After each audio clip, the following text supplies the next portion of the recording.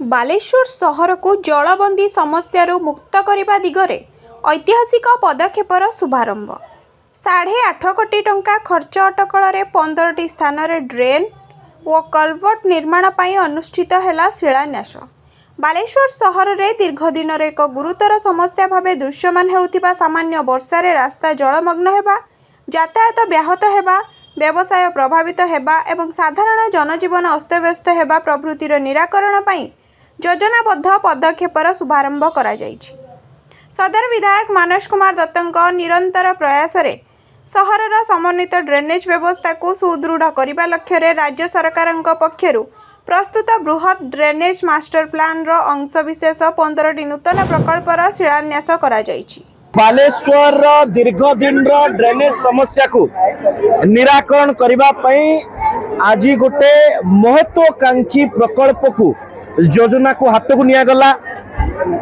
ओडिशा सरकार तरफ नगर उन्नयन विभाग तरफ 8.5 कोटी टंका बालेश्वर पौरपालिका को दिया जाइछि। बालेश्वर सहर रे कृत्रिम बन्या को नियंत्रित करबा पई पौर प्रशासन जीतिकी आवश्यकता अच्छी सेतिकी आमर जनसाधारण सहभागितार आवश्यकता अच्छी।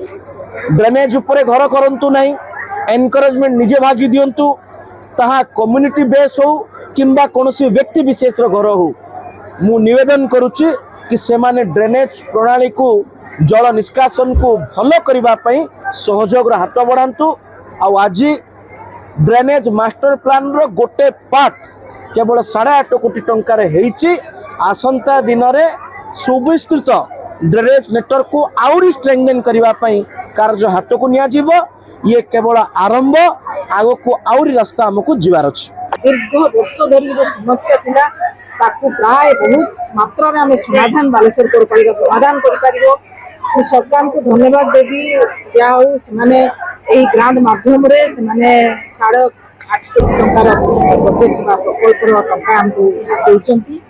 हाउसिंग अर्बन डेवलपमेंट को मध्य धन्यवाद देवी, ता सहित समस्त काउंसिलर आउ माननीय विधायक जहां द्वारा आज सुख दिया बहुत बड़ चेष्टा रही ग्रांट आने बहुत धन्यवाद देवी।